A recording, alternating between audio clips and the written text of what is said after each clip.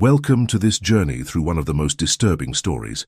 In the mountains of Tennessee, where mist clings to the pines like untold secrets, there is a narrative that challenges everything we thought we knew about the limits of human nature. Comment on where you are watching us from now, because you will be part of this investigation with us. This video is a work of fiction created solely for entertainment purposes. Any resemblance to actual persons, living or dead, is purely coincidental. It was 1833 when the Appalachians still held impenetrable mysteries in their rocky folds. Eastern Tennessee stretched like a territory where civilization ended and something older began. Communities lived isolated by deep valleys and endless mountain ranges, and news traveled slowly, distorted by time and distance. In that particular region, near what we now know as the Smoky Mountains, there was a narrow valley cut by a dark water stream. The locals avoided mentioning the name of that place after sunset. The Harrow family had settled there 3 generations earlier. When the first colonists ventured into those inhospitable lands, they built their property away from the main trails, in a clearing surrounded by trees so old they seemed silent witnesses to forgotten eras. The house was too large for an ordinary family, with windows that gazed out into the forest like empty eyes. The nearest neighbors, who lived miles away, said that on certain nights one could hear sounds coming from that direction, sounds that were not those of known animals. Elijah Harrow ruled the family with a stern hand. Tall, broad-shouldered, and with a piercing gaze, he rarely visited the nearest town. When he did, he bought enough supplies for months and left before anyone could ask too many questions. His wife, Martha, was a ghostly figure whom few had ever seen in person. Accounts described her as pale, with dark hair and eyes that seemed to gaze right through people. She never spoke when accompanying her husband, always keeping her head down and her hands hidden under her shawl. But it was the other family members who fueled the whispers. There were brothers, uncles, cousins, all living on that isolated property. No one knew for sure how many there were. Some said 7, others swore they had counted 12 different figures over the years. They would occasionally appear on the fringes of civilization, always in small groups, always silent. They would buy tools, ropes, salt in large quantities. They never explained why. The traveling doctor who journeyed through that region once a season noted something disturbing in his diary. During a forced visit to the Harrow estate in 1831, he treated an arm wound on one of the family members. While waiting in the main room, he observed strange marks on the wooden walls, deep scratches that ran from the ceiling to the floor, dark stains on the floorboards that someone had tried to clean, but which remained visible under the right light, and a smell he couldn't identify, sweet and heavy, that seemed to emanate from the depths of the house. That same year, a merchant who ventured beyond the established routes found something near the Harrow estate. It was a small cemetery, hidden among the trees with rough, unmarked tombstones. He counted 17 graves. Some seemed recent, the earth still loose and dark. When he mentioned his discovery in the town tavern, a heavy silence fell over the place. The older men shook their heads and returned to their drinks. No one wanted to talk about the Harrows. The truth is that this family had built its own world, separate from the laws and conventions that governed the rest of Tennessee. They followed their own rules, perhaps ancient ones, passed down through generations. Rules that weren't written down, but that everyone in the family knew and obeyed without question. And anyone who got too close to that world discovered that some doors, once opened, never truly closed again. Tension in the Tennessee mountains grew like the mist rising from the valleys at dusk. The locals had learned a silent lesson over the years. There were places where curiosity should not venture. The Harrow estate was one of those places, a dark spot on the mental map of everyone who lived on those lands. In 1834, an itinerant pastor arrived in that part of the Appalachians, bringing sermons about redemption and sin. Reverend Thomas Whitmore was his name, a man of unwavering faith who believed he could carry the divine word to the most remote corners of the frontier. He had heard about the isolated family in the valley and decided that his mission included those distant souls. No one could dissuade him. The warnings of the locals sounded to him like the superstition of simple people. Whitmore set off one autumn morning when the leaves tinged the mountains red and gold. He carried only his Bible, some provisions, and a determination bordering on stubbornness. 3 men saw him walk along the path leading to the Harrow Valley. He waved confidently and disappeared among the trees. It was the last time anyone saw him alive. 2 weeks later, his horse returned to town alone. The animal was thin, frightened, with foam at the mouth. Carefully tied to the saddle was a bundle of cloth. Inside were the Reverend's personal belongings, his pocket watch, his Bible, and a letter. The message was brief and written in handwriting too elegant for that wild place. It simply stated that the Reverend had departed in peace, that his mission was complete, and that he did not wish to be sought after. But something about the letter bothered the reader. The words were correct, but the tone seemed off, as if someone were imitating another person's voice. The community gathered to decide what to do. Some wanted to form a group and go to the Harrow property to demand answers. Others argued that it would be unwise to confront that family without concrete proof of any wrongdoing. In the end, fear disguised as prudence prevailed. No one went to investigate. Reverend Whitmore simply became another name whispered in hushed conversations, another cautionary tale for outsiders. But that incident changed something in the collective perception. The Harrow family was no longer just eccentric or isolated. Now there was an aura of real danger surrounding that name. Travelers began to choose longer routes to avoid passing near the valley. Hunters who knew every trail in that region began to ignore an entire area of the map, as if that piece of land simply didn't exist. Martha Harrow appeared in town months after that incident. She entered the general store alone, something unheard of. Her dress was black, her hands trembled slightly as she chose fabrics and threads. The store owner tried to strike up a conversation, asking how her family was. Martha looked up for the first time. They were deep-set eyes, surrounded by dark shadows, eyes that seemed to have seen things that shouldn't be seen. She didn't answer with words. She only smiled, a small, sad smile that didn't reach those empty eyes, paid for her purchases, and left. That night, the grocery store owner told the family that she had sensed something was wrong about that encounter. Martha didn't seem to be shopping for the house. She seemed to be shopping for something specific, something that required a lot of black fabric and a lot of strong thread, as if she were preparing shrouds. Lots of shrouds. The Harrows continued their mysterious existence, appearing and disappearing from the fringes of society like shadows, and we began to understand that this wasn't a story about a strange family. It was a story about what happens when people decide to live completely outside the rules that hold humanity together, about what grows in the dark when no one is looking. The winter of 1835 arrived in the Tennessee mountains with unusual ferocity. Snow blanketed the deep valleys and transformed the trails into treacherous labyrinths where even the most experienced could get lost. It was a season that forced people to stay close to their hearths, to rely on the supplies they had stored, to associate only with those who shared the same roof. For most, this meant family and safety. For the Harrows, it meant something entirely different. At that time, a new character entered this dark narrative. Jacob Thornhill was a fur trapper who knew the Appalachians like few others. He had spent entire winters alone in the mountains, surviving with little more than his traps and his cunning. Jacob didn't believe in ghost stories or cursed families. To him, the Harrows were just strange people who preferred solitude, nothing more than that. This disbelief would be tested in ways he never imagined. During a hunting expedition, Jacob found himself trapped by an unexpected blizzard. The storm descended upon the mountains like an impenetrable white curtain, obscuring all the landmarks he used for navigation.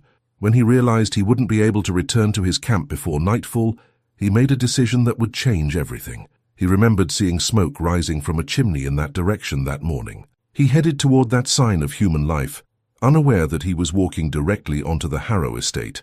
The house appeared among the ice-covered trees like an apparition. It was larger than Jacob had expected, built of dark wood that seemed to absorb the little light that remained of the day. The windows glowed with the orange reflection of an internal fire, promising warmth and shelter. He knocked on the door, brushing the snow from his shoulders, already preparing the words of hospitality that were customary in that region and time. The door opened slowly. Elijah Harrow stood there, tall and imposing in the doorway. His eyes studied Jacob for a moment that seemed to stretch beyond reason. Then, surprisingly, he stepped back and gestured for the hunter to enter. No words were spoken. Jacob hesitated only for a second before accepting the invitation. The cold on his back was more persuasive than any fear. The interior of the house was strange in ways Jacob couldn't immediately identify.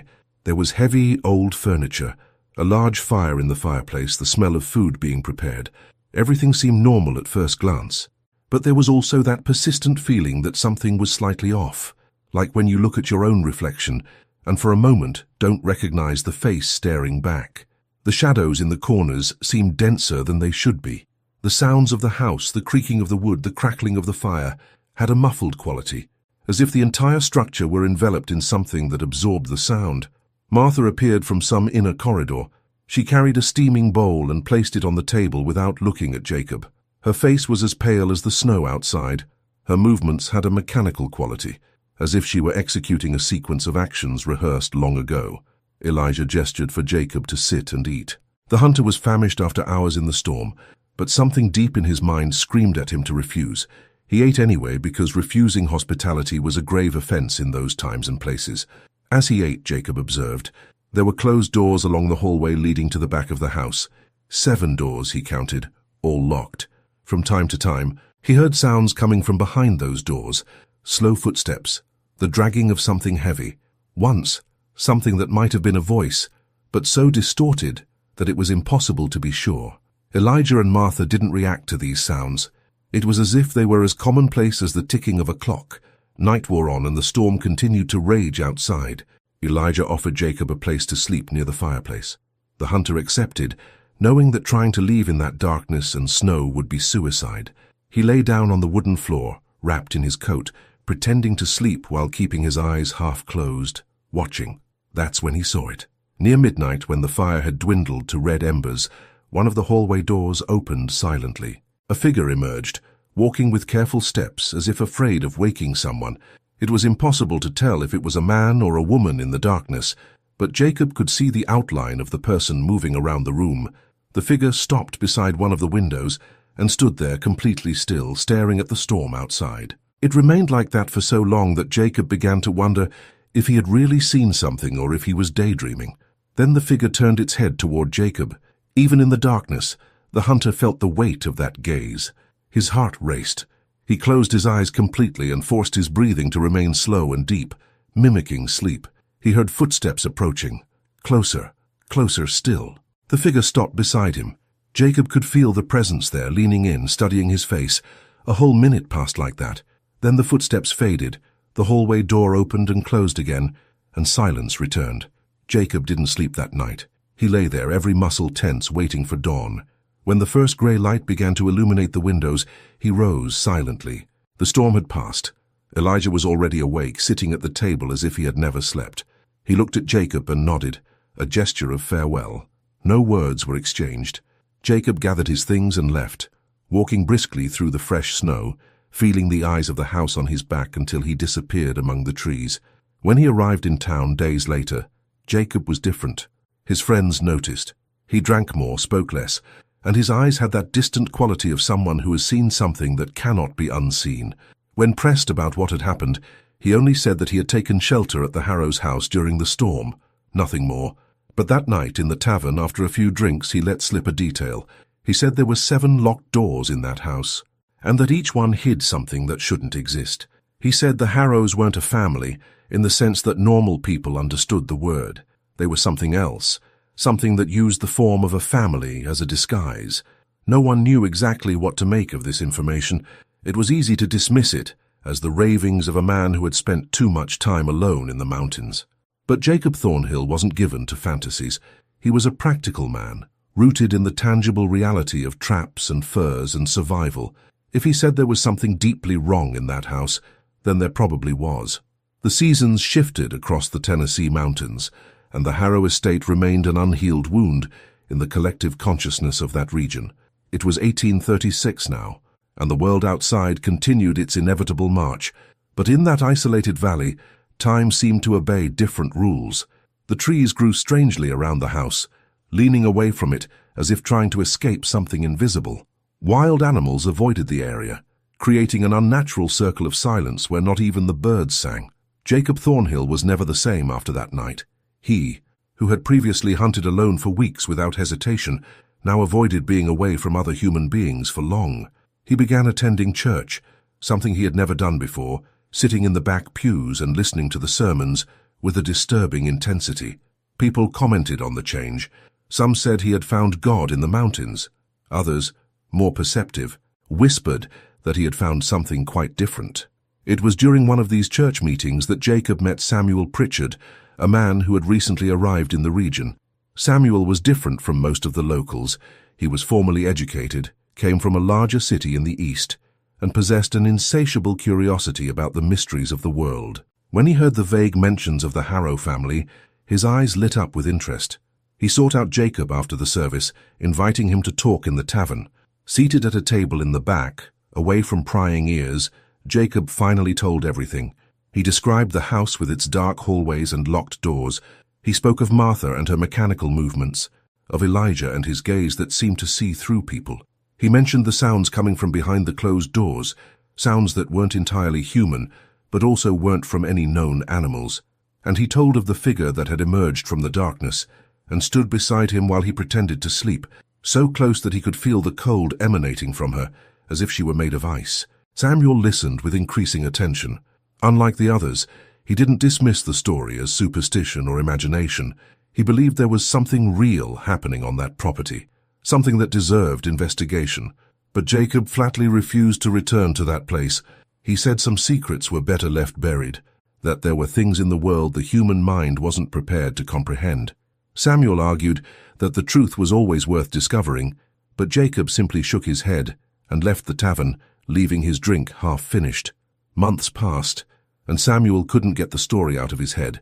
He began discreetly asking questions around town, piecing together fragments of information like pieces of a macabre puzzle. He discovered that the Harrow family had arrived in that region long before most of the settlers. Some of the oldest residents remembered stories told by their grandparents about that family already being there when the first pioneers arrived. How this was possible, nobody could explain. There were also stories about people who had disappeared over the years, lone travelers who stopped to ask for directions and were never seen again, a traveling salesman who left his cart on the road and simply vanished, a woman who said she was looking for her husband and entered the forest in the direction of the Harrow Valley. All these stories were old, fragmented, difficult to confirm, but together they formed a disturbing pattern. Samuel also discovered something interesting in the records of the small local church. There were baptisms recorded for members of the Harrow family, but the names didn't make sense. They appeared and disappeared without apparent logic. Some people were listed as born on dates that would make them impossibly old. Others appeared in records separated by decades with the exact same names, as if the same person were being baptized repeatedly. The previous pastor, who had kept these records, had been dead for years. No one could explain the inconsistencies. One spring afternoon, Samuel made a decision. He would go to the Harrow estate, not to confront them or accuse them of anything, but simply to see for himself. He was a rational, educated man and believed that reason could dispel any mystery if applied correctly. He prepared carefully, taking provisions, a notebook for notes, and a hunting knife he barely knew how to use. He left a letter with a friend explaining where he was going, and instructions to look for him if he didn't return in 3 days. The journey to the valley was more difficult than Samuel had expected. The trails were poorly defined, covered by dense vegetation that seemed to grow on purpose to hide the path. It took hours to find the property, and when he finally spotted the house among the trees, the sun was already low on the horizon. The structure stood in the clearing as something that had grown there naturally, part of the landscape but at the same time completely separate from it. Samuel approached cautiously. There was no sound coming from the house, no sign of movement. The windows were dark despite the hour. He knocked on the door and waited. Nothing.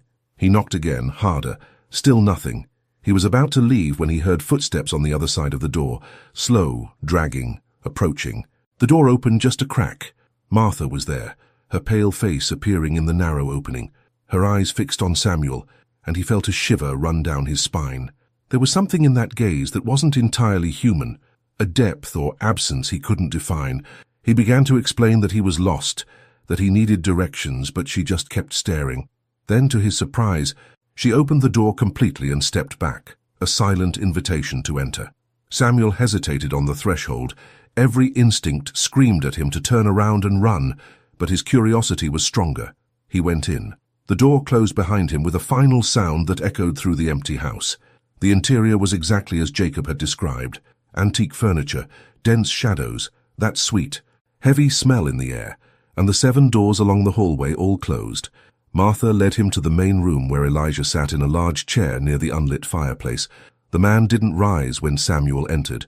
He only turned his head slowly and stared at the visitor. There was something profoundly wrong with that movement, the way his neck bent, as if the bones within it didn't follow the usual structure. Samuel felt his legs weaken, but forced himself to remain steady. He tried to make conversation. He asked about the family, how long they had lived there, if they needed anything from the city. His words came out quickly and nervously, filling the oppressive silence of the house. Elijah didn't answer. He just kept staring. And gradually Samuel realized that the man wasn't blinking. His eyes remained open, fixed for too long. It was humanly impossible. That's when Samuel heard it. A sound coming from behind one of the closed doors. It started as a soft scratching, like fingernails scraping wood. Then it transformed into something more complex, a rhythmic pattern that almost seemed deliberate. Martha and Elijah didn't react. The sound continued, gradually growing louder. Other doors began to make their own sounds. Dull knocks, unintelligible whispers, something dragging. Samuel stood up abruptly, knocking over his chair. He mumbled apologies, said he needed to leave, that he had made a mistake. He walked quickly toward the front door, trying not to run. Elijah didn't move to stop him. Martha remained where she was. But when Samuel put his hand on the doorknob, one of the hallway doors opened.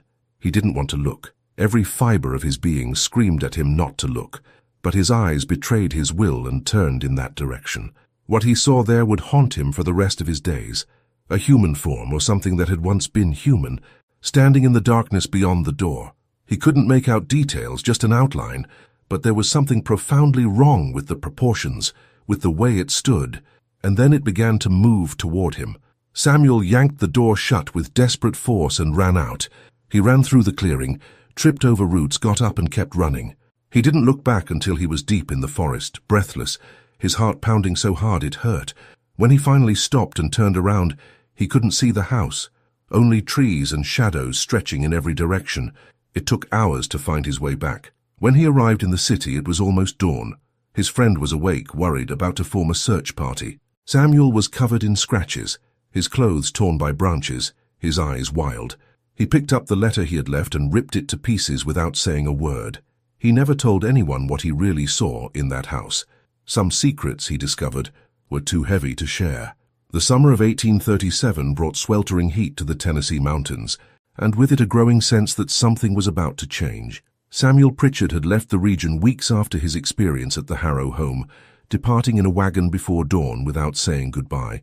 Jacob Thornhill continued his quiet life, hunting less and drinking more, his eyes always distant as if he were seeing something no one else could see. The town went about its routine, but there was a tension in the air, like the heavy stillness that precedes a storm. It was around this time that a woman named Eleanor Cross arrived in the region. She came from the south, riding alone, which was already unusual for those times. She had grey hair tied in a tight bun, and eyes that seemed to have seen many seasons and many places. Eleanor didn't explain why she had chosen to settle in that particular town, buying a small house on the edge of the community. She kept her distance from gossip and idle chatter, but she had a presence that demanded respect. People noticed that Eleanor was asking questions, not in Samuel's direct academic way, but subtly, casually, while shopping at the grocery store or waiting at the blacksmith shop. Questions about the old families of the region, about lands that remained unexplored, about stories her grandparents told, and eventually, inevitably, about the Harrows. One hot afternoon, Eleanor entered the tavern where Jacob usually spent his afternoons. She sat at his table without asking permission, placing 2 mugs of beer between them. Jacob looked at her suspiciously but didn't send her away. There was something about her that suggested she wouldn't accept refusal anyway. Eleanor spoke first. She said she knew places like that valley, properties like that house. She said there were others scattered throughout the country, hidden in forgotten corners where no one paid much attention, places where families isolated themselves completely and developed their own customs, so distant from civilization that they ceased to be completely human in the sense that people understood the word. Jacob listened in silence, his fingers gripping the mug with increasing force. She told of a property she had known years ago up north, where a family had lived in isolation for generations. When they were finally discovered, they found things that defied explanation. Not violence in the common sense, but alterations, changes, as if those people had decided to rewrite the rules of their own existence. Eleanor didn't give specific details, but her voice had a weight that made it clear she had seen things that haunted her. Jacob finally spoke. He asked why she was there, what she wanted.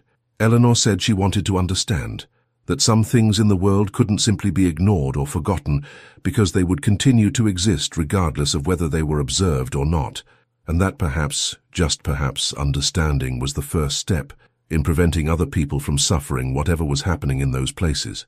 In the following days, Eleanor did something no one expected. She began mapping the surroundings of the Harrow property. She didn't approach the house, but walked along the perimeter paths, making notes in a small leather notebook. She observed the patterns of vegetation, the absence of animals, the places where the land looked different. She spoke with the oldest residents, those whose memories reached back decades. One of these residents was an old man named Tobias, who lived in a cabin as isolated as the Harrows, but in a different direction. Tobias was over 80 years old, and his mind frequently wandered between the present and the past. But when Eleanor mentioned the Harrows, his eyes suddenly became clear and focused. He said he remembered when he was young, seeing smoke rising from that property on moonless nights. Smoke that had a strange greenish color, and that made his eyes burn even from a distance. Tobias also spoke of voices. He said that on certain nights, when the wind blew from the right direction, you could hear singing coming from that direction. They weren't church hymns or familiar songs. They were something older, in a language he didn't recognize. He had heard these voices when he was 20 years old, and he continued to hear them now, 70 years later. The same voices, with the same tone, as if time simply didn't pass for those people. Eleanor absorbed all this information, constructing a mental image of the situation. She realized that the Harrow family wasn't simply eccentric or dangerous. They were something that had developed parallel to normal society, following a different evolutionary path, if that word could even be applied. They were humans who had chosen, or been forced, to disregard the rules that made someone considered human. One night Eleanor woke with a strange feeling. It was as if something was calling to her, drawing her attention in a specific direction. She got up, lit a candle, and looked out the window. The moon was full, casting a silvery light on the trees, and there, at the edge of the forest, she saw a figure standing still, motionless, watching her house. Eleanor felt no immediate fear. Curiosity, yes, and a deep caution, but not the instinctive terror that others had described. She grabbed a shawl and left the house, walking slowly toward the figure. As she drew closer, she could see it was Martha Harrow. The woman was dressed in white, her hair loose and falling over her shoulders, her bare feet on the damp grass. They looked at each other for a long moment. Martha didn't speak, but her eyes conveyed something. It wasn't exactly a threat. It was more like a warning or perhaps an invitation. Eleanor felt she was being measured, evaluated in some way. Then Martha extended a hand, pointing towards the forest in the direction of her property. The gesture was clear. Come and see for yourself. Eleanor knew she should refuse. Every survival instinct told her to go back home, lock the door, forget all about it. But she had spent her life trying to understand the dark corners of the world. And here was one of them, offering itself to be seen. She nodded an almost imperceptible yes. Martha turned and began walking back into the forest. Eleanor followed her, keeping enough distance to be able to escape if necessary. They walked in silence along the moonlit path, and Eleanor noticed that Martha didn't stumble over roots or branches, as she herself did. The woman moved through the forest as if she were part of it, as if she knew every tree and stone intimately. It took time, but eventually they reached the clearing where the Harrow house stood. In the moonlight, the structure seemed even stranger, its angles not quite right, its proportions subtly distorted. Martha stopped at the edge of the clearing and turned to Eleanor. Her lips moved, forming words that Eleanor could barely hear. "You want to understand," Martha whispered, "but understanding comes at a price. Once you see it, you can never not see it again. Is that what you want?" Eleanor pondered the question. She thought of all the things she had seen in her life, all the secrets she had uncovered. Each one had left a mark, a weight she carried. Would one more make a difference? She was about to answer when she heard another sound, footsteps coming from the house. Many footsteps, heavy and uncoordinated, as if several people were moving at the same time but out of sync. The doors of the house began to open one by one, and figures emerged in the moonlight. Eleanor couldn't count how many there were, her vision blurring when she tried to focus on them, but she could see enough to know that something was profoundly, terribly wrong with those human forms. Martha looked at Eleanor with something that could have been pity, Then she spoke again, her voice louder now. "Go. This isn't for you. Not yet." Eleanor didn't need to hear it twice. She turned and ran, the forest blurring around her. She ran until her lungs burned, until her legs trembled, until she finally emerged from the trees near her house. When she looked back, no one was following. Only the dark, silent forest, guarding its secrets as it always had. The autumn of 1838 painted the Tennessee mountains with shades of rust and gold, but the beauty of the season could not disguise the growing unease in the region. Eleanor Cross had changed after that night in the woods. She did not leave like Samuel, nor did she take refuge in alcohol like Jacob.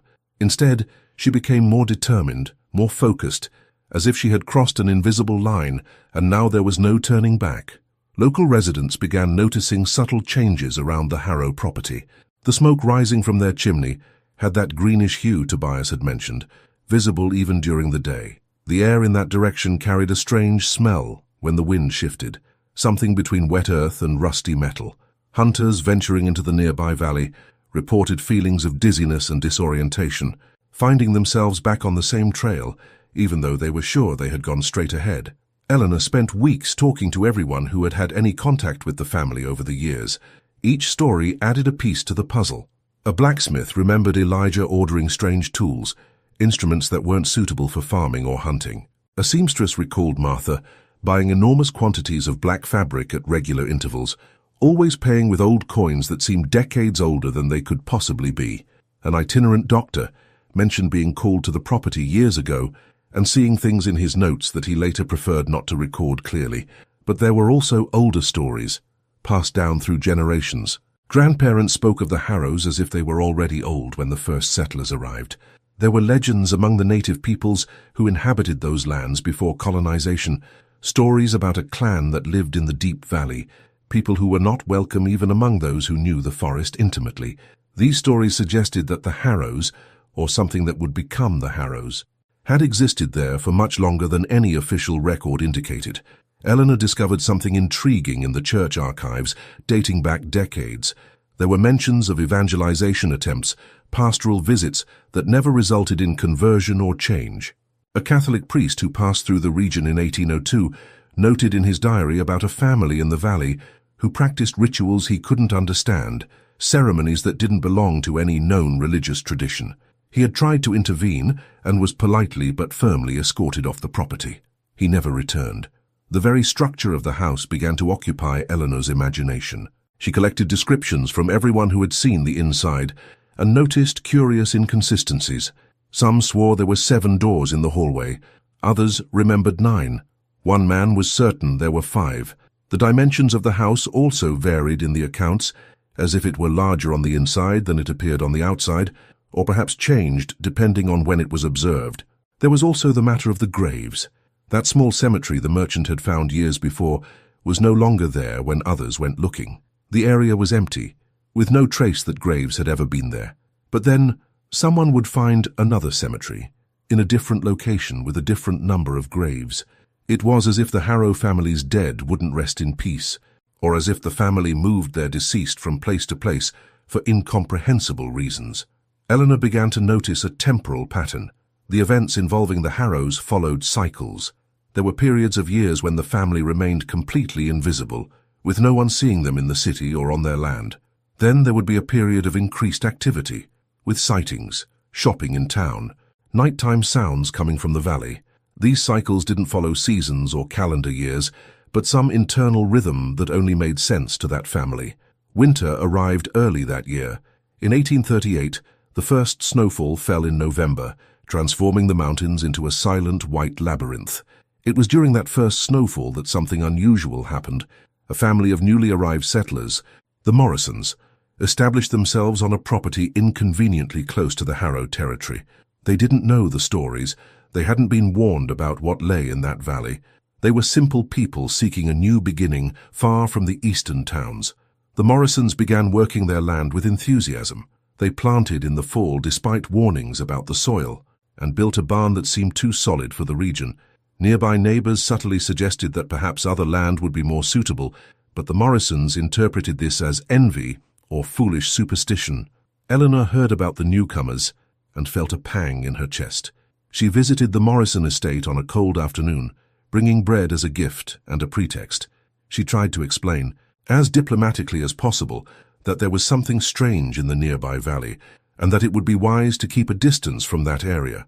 The Morrisons thanked her politely, but made it clear that they did not believe in ghost stories or cursed families. Weeks passed and winter deepened. The Morrisons continued their activities as normal, but then changes in their behavior began. First came restlessness. They started working less, spending more time indoors with the windows closed. Then came isolation. They stopped coming to town to buy supplies and stopped responding when neighbors came to visit them. The Morrisons began to be seen walking toward the forest at dusk, always in the direction of the Harrow Valley. They would return before dawn, but each time they seemed more distant, more disconnected from the world around them. Their eyes acquired that empty quality that Eleanor had seen in others, that look that seemed to focus on something beyond what was visible. Eleanor tried again. She spoke with more urgency, shared fragments of what she had discovered, pleaded with them to consider moving while they still could. But the Morrisons no longer seemed to truly listen to her. Their answers were vague, their expressions distant, as if they were only partially present in the conversation. So, gradually, the Morrisons simply became part of the Harrow pattern. They ceased to be distinct individuals and became mere extensions of that strange presence emanating from the valley. Their property grew silent. The smoke from their chimney acquired that characteristic greenish hue. When someone passed by, they could see them through the windows, sitting motionless for hours, or walking in circles around the yard in patterns that made no apparent sense. The Morrisons' transformation was complete but silent. There was no drama, no specific moment of change, just a gradual dissolution of who they had been, replaced by something that served the Harrows' purposes. The property remained occupied, but it was no longer a home in the sense that normal people understood it. It had become more of a satellite of that strange family, more of an influence spreading across the mountains. And Eleanor noticed something that made her feel a chill that had nothing to do with winter. The Harrows' activity cycles were accelerating. What once took years between events was now happening in months. It was as if something was intensifying, building toward some kind of culmination. The transformation didn't require violence or confrontation. It only required proximity and time, and the Harrows had both in abundance. She looked at her notes, decades of compiled stories, patterns emerging from the chaos. And for the first time since arriving in that region, Eleanor Cross felt genuine fear, not of what the Harrows were, but of what they might be becoming, and more importantly, how many other families would fall under their influence before the cycle was complete. Spring 1839 arrived late in the mountains, as if winter itself hesitated to release its hold on that land. Eleanor had spent the cold months in almost total seclusion, studying her records, searching for some pattern that could explain not only what the Harrows were, but what they intended. Because now it was clear to her that there was an intention behind everything, a purpose that unfolded through the decades, like a tapestry woven with invisible threads. Jacob Thornhill had finally agreed to speak more openly with Eleanor. Sitting in her house one March evening, with the fire crackling low, he revealed details he had never shared before. During that night he spent at the Harrow house, he had noticed something about the structure of the place. The walls had symbols carved into the wood, so subtle that only the right light revealed them. They weren't letters or words in any language he knew, but shapes that seemed older than language, patterns that blurred his vision when he tried to focus on them. He had also noticed that the interior of the house did not follow normal spatial logic. The hallway with the 7 doors seemed to extend further than the external dimensions of the house would allow. When I observed it from certain angles, the doors appeared to be farther apart, and when I blinked, the distance changed again. It was as if the space inside that house was malleable, responding to rules that had nothing to do with conventional architecture. Eleanor absorbed this information with growing understanding. She had read about such places in ancient texts, vague references in the diaries of explorers and missionaries who had found similar structures in remote parts of the world, places where reality seemed thinner, where normal rules buckled under the weight of something older. The Harrows weren't simply a strange family. They were guardians, or perhaps prisoners, of something that had existed in that valley even before it had a name. The city began to experience phenomena that had never occurred before. People reported disturbing dreams, always with the same theme, walking through the forest towards the valley, feeling pulled by an irresistible force. They would wake up sweating, with the sensation that their feet were still touching damp earth, branches still scratching their faces. Some swore they could smell the greenish smoke, even inside their locked houses. The animals felt it too. Horses refused to follow certain trails. Dogs howled at dusk, all facing the same direction. Birds avoided flying over the valley, creating an empty space in the sky where their migration routes simply curved around something invisible. It was as if nature itself recognized that the area was contaminated by something that shouldn't exist. Eleanor decided she needed more information. She traveled to neighboring towns, searching for historical records that might shed light on the origins of the Harrow family. In a dusty library 3 days' journey away, she found mention of a clan that had arrived from Europe in the early 1700s, fleeing persecution for practices that the records vaguely described as heretical. They had settled in remote areas, always choosing deep, isolated valleys. There was a fascinating detail in the records. Wherever these families settled, the mortality rate in the surrounding region increased slightly over the following decades, not dramatically or obviously, but enough to be noticed by anyone paying attention. It was as if these families drained something vital from the land around them, slowly feeding off the vitality of everything else. When Eleanor returned, she found the town in a state of silent turmoil. Something had happened during her absence. The abandoned Morrison property had caught fire one night without storms or lightning. The house burned completely, reduced to ashes and blackened foundations. But the strange thing was that the fire did not spread.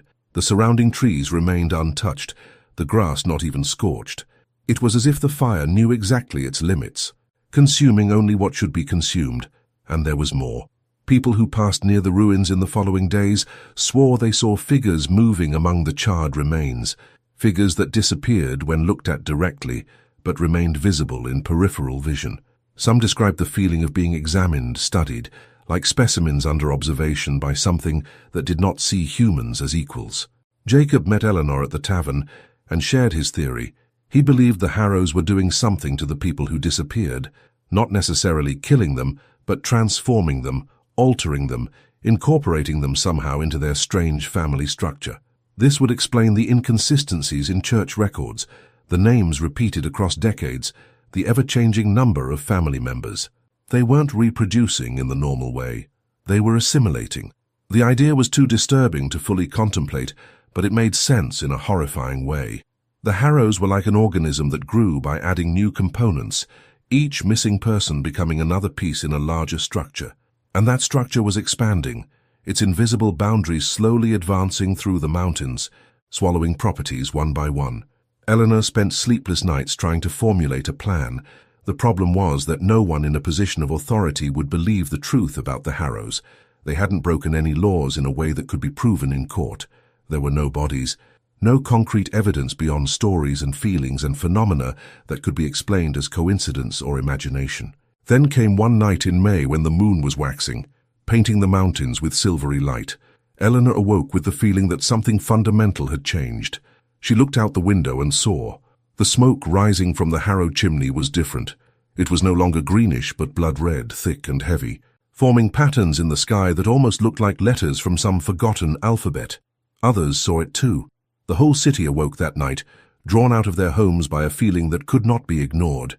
They stood in the streets, in the gardens, all looking in the same direction, all seeing that impossible smoke painting the night sky.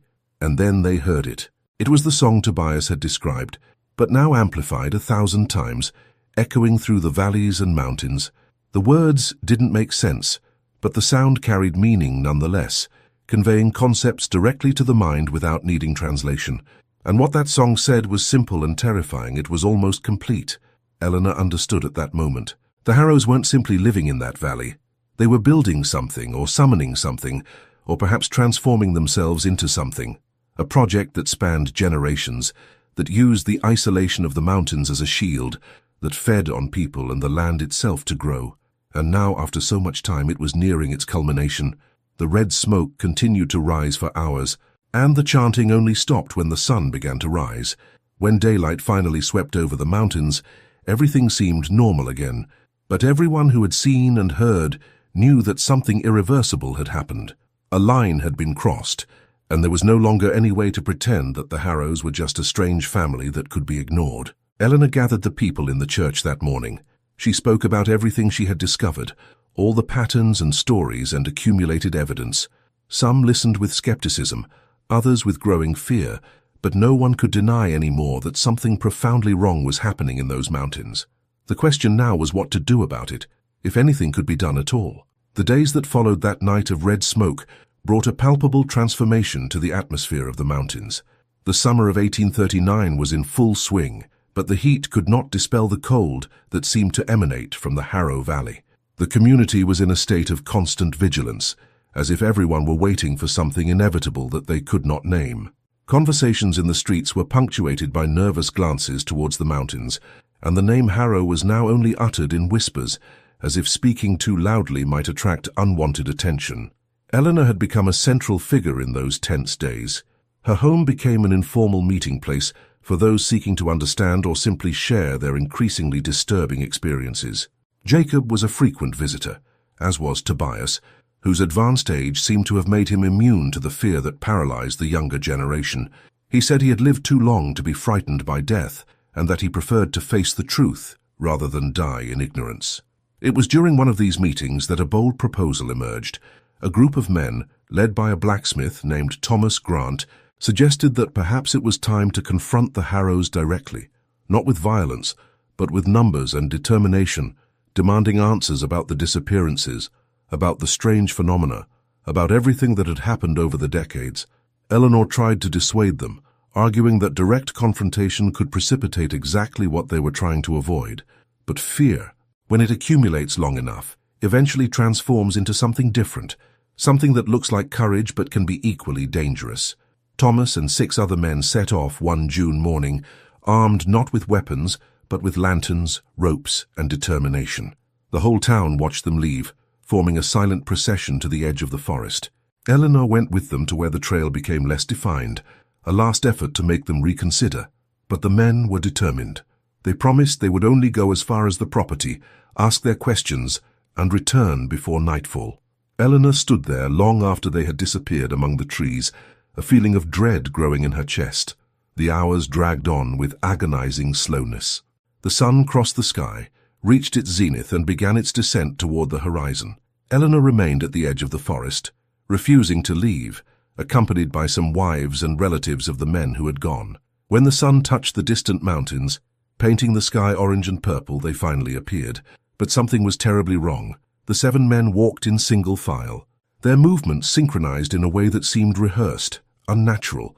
Their heads were bowed, their steps measured and identical. As they drew closer, Eleanor could see their faces. They were blank, expressionless, their eyes fixed on some point in the distance. They passed her and the others without recognition, continuing towards the city with that mechanical and unsettling march. People tried to talk to them, grabbed their arms, called their names. Nothing provoked a reaction. The men simply continued walking until they reached the town's main square, where they finally stopped. They stood there, motionless as statues, for minutes that seemed like hours. Then, all at once, they turned their heads and looked directly at the forest in the direction of the Harrow Valley. And they smiled, all with the same exact smile, small and completely devoid of joy or humanity. The town doctor was called, and he tried to examine them, looking for signs of injury or illness. Physically, they were perfect. No scratches, no marks, their bodies functioning normally, but something essential had been removed or altered. It was as if they were imperfect copies of the men who had left that morning, reproductions that captured their appearance but lost something fundamental in the process. Over the next few hours, the men gradually began to move again, returning to their homes, resuming what superficially seemed like their normal lives. But those who knew them well could see the differences. Thomas Grant, who had always been expansive and boisterous, now spoke in a low, monotone voice. Another man, known for his love of carpentry, looked at his tools as if he had never seen them before. They all had that empty quality in their eyes, like windows into abandoned rooms. Eleanor interviewed each of them, trying to extract some information about what had happened.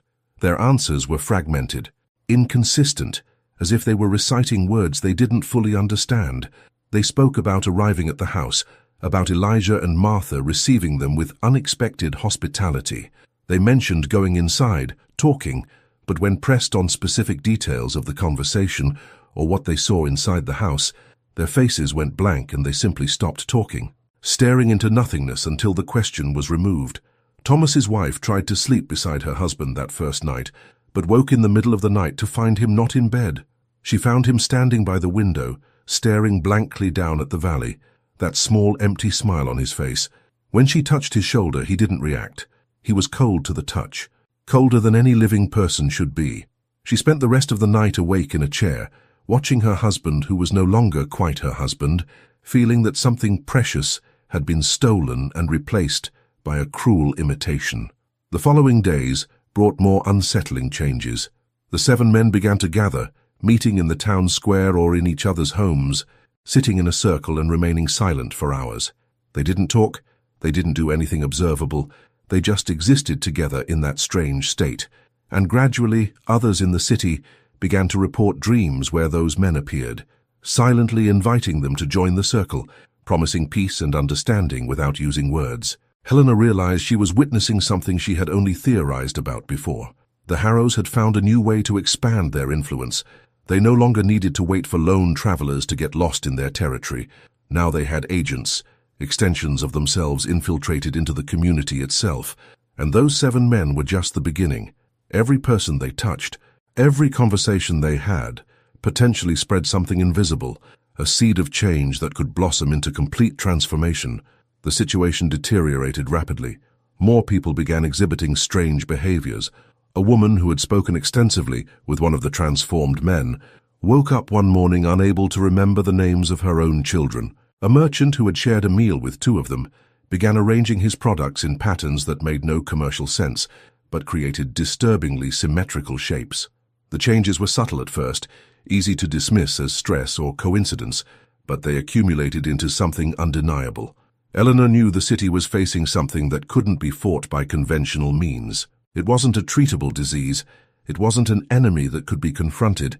It was something more insidious, a transformation spreading through social connections, using people's very humanity, their need for community and contact, against them.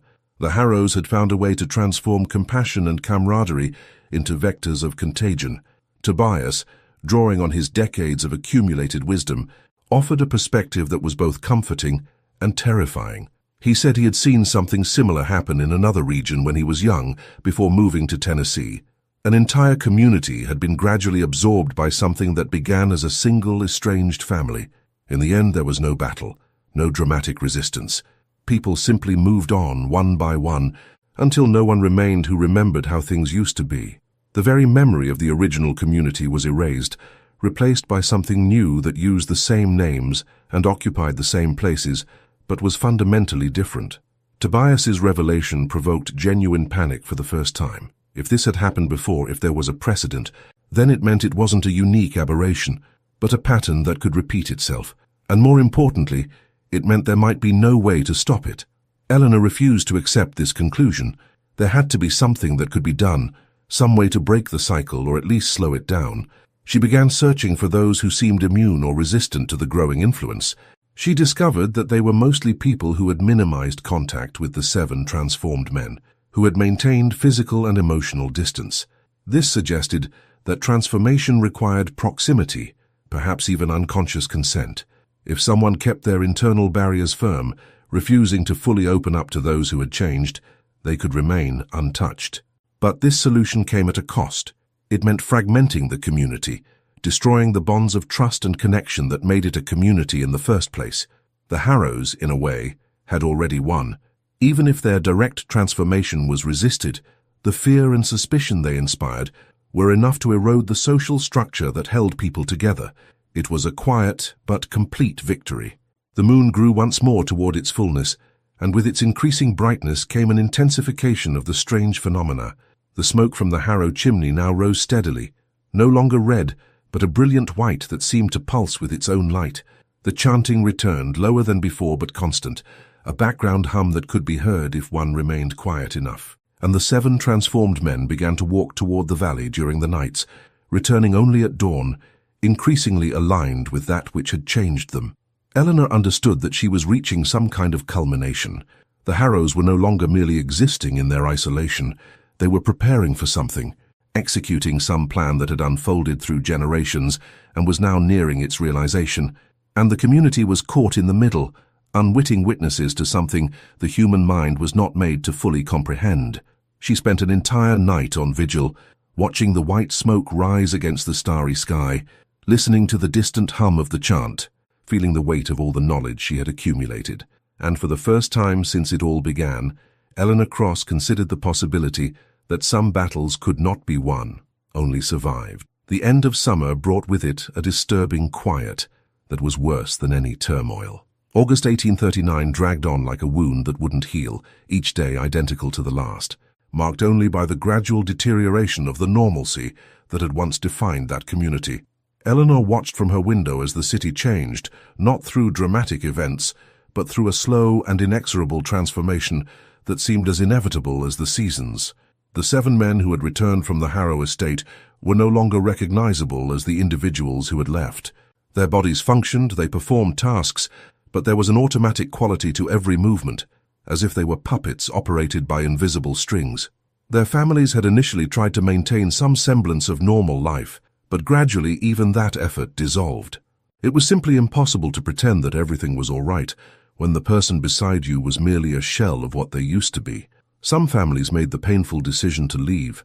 They packed their belongings in the middle of the night and left the region without looking back, preferring to start over in distant lands rather than remain under the growing shadow of the Harrows. Helena didn't blame them. There was wisdom in recognizing when a battle was lost, when survival demanded retreat instead of resistance, but she herself couldn't leave. She felt bound to that place by something stronger than fear or stubbornness, a need to witness the unfolding of that mystery to its end, whatever it might be. Jacob Thornhill had become more reclusive, rarely leaving his cabin on the outskirts of town. When Eleanor visited him, she found him surrounded by makeshift talismans, objects he believed held protective power. Salt scattered on doorsteps, horseshoes hung at specific angles, circles drawn on the earthen floor with ashes mixed with herbs he gathered from the forest. Eleanor knew these precautions were probably useless against what they faced, but she didn't have the heart to tell him so. If those rituals gave Jacob some sense of control, then they served a purpose, even if only psychological. Tobias, surprisingly, seemed the least affected of them all. His advanced age had given him a perspective that the younger ones lacked.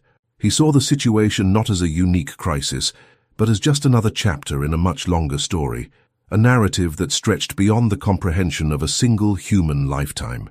When Eleanor expressed frustration or despair, Tobias simply shook his head and said that the world was bigger and stranger than people liked to admit, and that the Harrows were merely a manifestation of forces that had always existed on the fringes of human experience. The new moon in September brought unsettling changes. On that night of utter darkness, when not even the stars seemed to provide enough light, something happened that would irreversibly transform everything. The 7 men rose from their beds simultaneously, moving as if answering a call only they could hear. Their families watched them leave, walking single file down the town's main street toward the forest, and this time no one tried to stop them.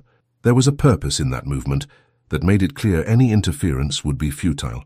Eleanor followed them at a distance, keeping to herself in the shadows, her heart pounding, but her curiosity stronger than her fear. She watched them disappear among the trees, swallowed by the darkness of the forest. She waited there for hours, motionless, observing.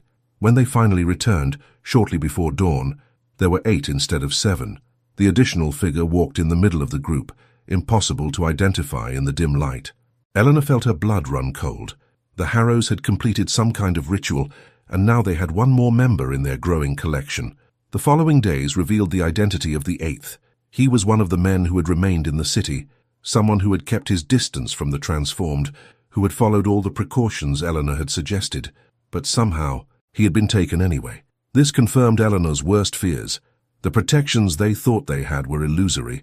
The Harrows could reach whomever they wanted, whenever they wanted, and there was no real barrier that could stop them. Panic gripped the community.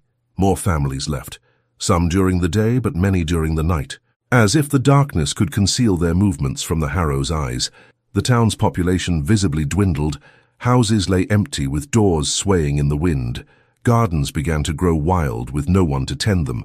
It was as if the town itself was dying, not through violent destruction, but through gradual abandonment, a slow but steady emptying.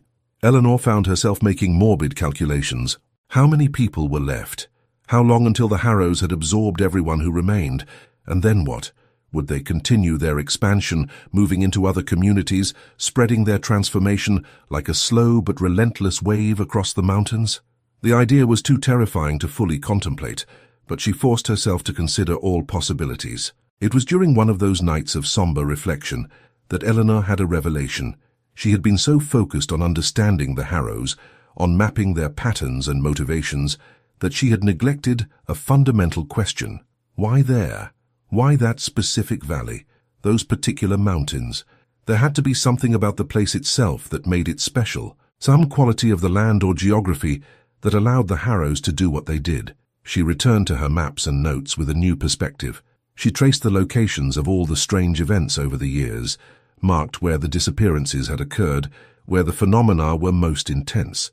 A pattern emerged. Everything radiated from the valley like waves from a central point. And at the heart of that point, buried beneath the Harrow property, or perhaps forming the very foundation of their house, there had to be something. A source, a nexus, perhaps even a gateway to something that shouldn't be accessible. Eleanor shared her theory with Jacob and Tobias. Jacob reacted with weary skepticism, suggesting that even if she were right, it wouldn't change anything. They couldn't reach whatever was in the valley. They couldn't confront the Harrows directly without becoming just another addition to their collection. But Tobias looked at the maps with renewed interest. He mentioned ancient stories, predating even his childhood memories, about certain places on Earth where normal rules didn't fully apply. Places of power or corruption, depending on one's perspective. The discussion was interrupted by shouts coming from the street. They ran outside and saw another group of people marching towards the forest. This time there were 5, including 2 women who had been pillars of the community. Their faces had that same empty expression. Their steps that same unnatural synchronicity. The community had shrunk so much that every loss was now deeply felt. Every person transformed left a void that could not be filled. Eleanor realized with terrifying clarity that she was witnessing not just the transformation of individuals, but the end of an entire community. The Harrows didn't need to be quick or violent. Time was on their side. They could simply continue this gradual absorption process until no one remained who remembered how things used to be. And then, the very memory of that community would be erased, replaced by something new that served the Harrows' purposes. The remaining weeks of September passed in a kind of collective trance. Those who remained lived in a constant state of vigilance, sleeping little, always alert for signs that they would be next. Conversations were brief and tense, avoiding prolonged eye contact for fear that even looking too deeply into someone's eyes could transmit that invisible change. The community had completely fragmented, each person isolated in their own bubble of terror and distrust. Eleanor continued her observations, meticulously recording everything, knowing that these notes might be all that remained to bear witness to what had happened there. She documented every transformation, every departure, every subtle change in the atmosphere of the place. It was her duty, she felt, to preserve some record of the truth before it was too late. And through it all the house in the valley remained, its chimney releasing that bright white smoke, its dark windows overlooking the surrounding mountains. Eleanor would gaze in that direction every night and wonder what was happening within those walls, what kind of existence those transformed people were living now, if they could still be called people in the sense that the word normally carried. These were unanswered questions, mysteries that perhaps would never be fully unraveled. Autumn was arriving again, completing a cycle, and Eleanor knew she was approaching some kind of end. She couldn't say exactly what that end would be, but she could feel its approach like a storm coming, even before the first clouds appear on the horizon. The Harrow story was reaching its conclusion, and she would be there to witness it, no matter the cost. October brought the first frosts to the Tennessee mountains, and with them came a sense of finality that hung over everything like a dense fog. Eleanor spent those final days in silent contemplation, watching the leaves fall from the trees and cover the ground with a carpet of colors that seemed more intense than ever. As if the world itself were bidding farewell to something that would soon cease to exist. The community had dwindled to a handful of lingering souls. Jacob remained in his cabin, Tobias in his chair by the window, and Eleanor in her nights of vigil. They had become the last guardians of memories that would soon have no one left to recall them. The transformed now outnumbered those who remained unchanged. and the city had become a place of shadows, where empty figures walked in patterns that only made sense to them. Eleanor realized that the time had come to make a decision. She could leave as so many others had done, taking her notes and memories to another place where they could be preserved, or she could stay until the very end, witnessing the conclusion of this dark story, regardless of what it meant for her personally. It was a choice between survival and understanding, and Eleanor discovered that after all she had seen, understanding outweighed the other options. On a clear, full moon night, she sat on her porch and gazed at the mountains. White smoke still rose from the Harrow chimney, but now it seemed different, almost peaceful, as if some old tension had finally been resolved. The chanting had ceased days ago, leaving a silence that was both relief and foreboding. Something had been completed, some cycle closed, and now all that remained was to wait and see what would emerge from that closure. Eleanor thought of all the stories she had collected, all the fragments of truth hidden in legends and whispers. The Harrows were merely a manifestation of something greater, something that had existed on the fringes of human experience since the beginning of time, places where rules bent, where reality was more malleable, where the impossible found fertile ground to flourish. And perhaps, she thought, it wasn't about winning or resisting, but about accepting that the world contained mysteries that transcended complete understanding. Jacob visited her that last morning. He seemed different, lighter somehow, as if he had finally made peace with everything he had seen. They talked briefly about the old days, before the Harrows dominated every thought, every conversation, and then Jacob left, walking along the path that led out of town, his figure diminishing until it disappeared among the trees. Eleanor knew she wouldn't see him again, and somehow that seemed fitting. Some stories don't have proper goodbyes, only endings. Tobias stayed until almost the end, his constant presence a comfort in those final days. He told Eleanor that he had seen many strange things in his long life, but the Harrows would remain the deepest mystery, not because they were the most frightening or powerful, but because they represented something fundamental about the nature of existence that most people preferred not to acknowledge. That humanity was not the end point of evolution, but only one possibility among many, and that other possibilities awaited in the shadows for those who strayed from the common path. When Tobias finally departed for wherever ancient souls go when they leave their weary bodies, Eleanor found herself truly alone. The transformed continued their strange existences, but no longer interacted with her. It was as if they had recognized that she would not be added to their collection, that her role was different. She was the witness, the chronicler, the one who would keep alive the memory of what had been before everything changed. Eleanor spent her final days in that ghost town writing. She filled page after page with everything she had learned, not as a warning or guide, but as a pure record of extraordinary events. She knew that these words would probably never be read, that they would be lost to time like so many other forgotten stories. But the act of writing itself had value, transforming lived experience into something that could persist beyond the moment, beyond individual memory. And then, on a misty, late autumn morning, Eleanor awoke and realized it was time. There was no dramatic revelation or moment of sudden clarity, just a quiet knowing that she had witnessed everything she needed to witness, recorded everything that could be recorded. She carefully packed her notes, left her house for the last time, and walked toward the road that led away from those mountains. She didn't look back, not out of fear or regret, but because some stories don't need a final look, don't require visual conclusion. The Harrows would remain in that valley, continue their peculiar existence far from the prying eyes of the world, and perhaps that was how it should be. Not every mystery needed to be solved, not every strangeness needed to be explained or eliminated.